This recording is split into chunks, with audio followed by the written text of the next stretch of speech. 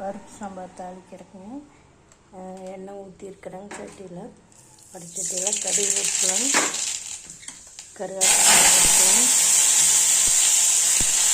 பச்சை மிளகாய்ங்க, சின்ன வெங்காயம்,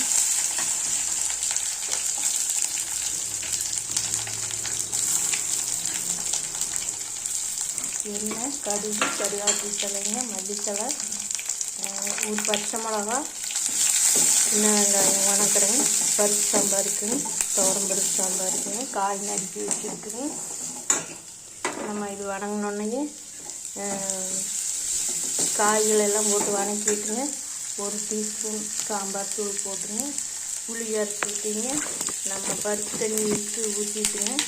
நம்ம கடைஞ்சி கலக்கி உடனே நம்ம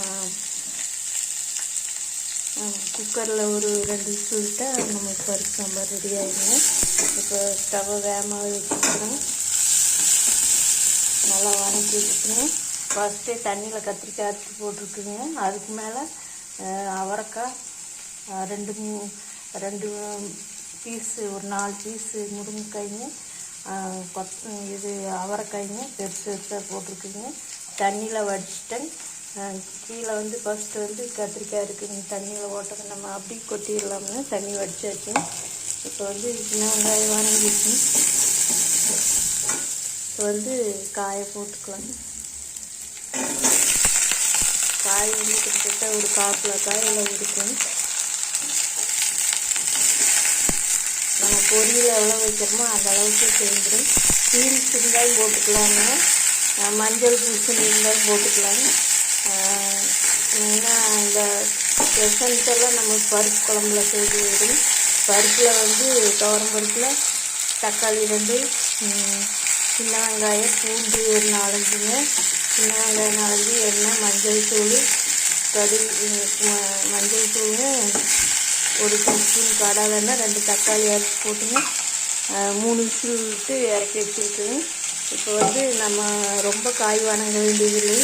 சும்மா பேருக்கு தட்டி வச்சுட்டு நம்ம ஒரு டீஸ்பூன் சாம்பார் தூள் கலக்கி வச்சுங்க.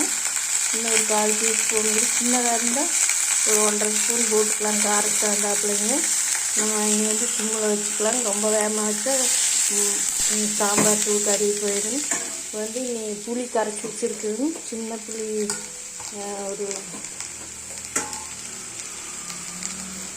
இந்தளவுக்கு கொஞ்சமாக கரைச்சி வச்சுருக்குது. அதை ஊற்றிக்கலாம்.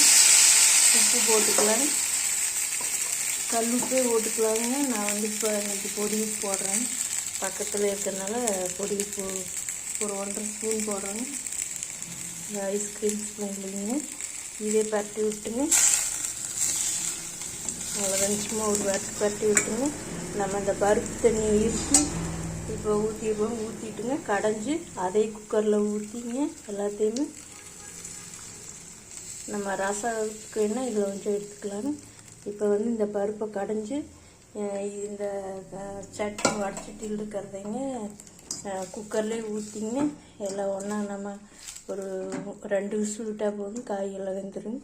இப்போ நம்ம இந்த பருப்பு மத்தில் இப்போ சூடு கம்மியாக தான் இருக்குதுங்க குக்கரு.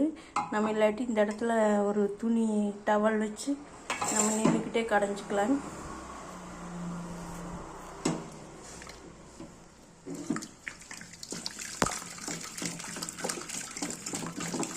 அவ்வளோதான், சும்மா பேருக்கு இப்படி ஒரு கொஞ்சமாக இப்படி தட்டி ஒரு 2 கடைஞ்சோன்னா முடிஞ்சுதுங்க.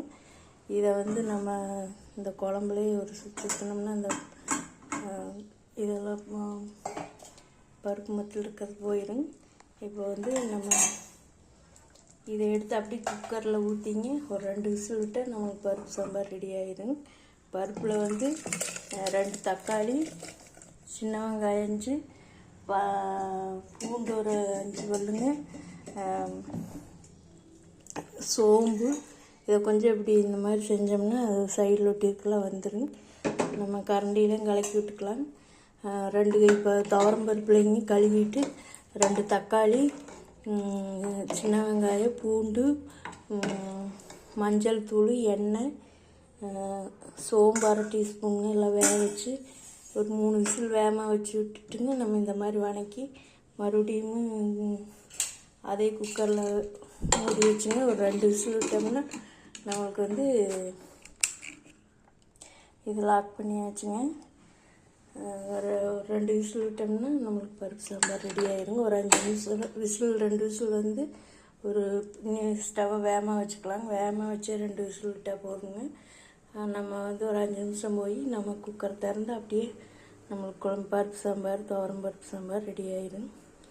அவ்வளோதாங்க. வேறு நேரடியாக நம்ம பருப்பு போட்டு வேக வச்சு தண்ணியெல்லாம் ஊற்றி பருப்பு சட்டியில் தனியாக வேக வச்சோம்னாங்க ஒரு 3/4 மணி நேரம் ஆயிடுங்க. இது ஒரு 10 நிமிஷத்துலேயே நம்மளுக்கு விசில் வந்துடுங்க.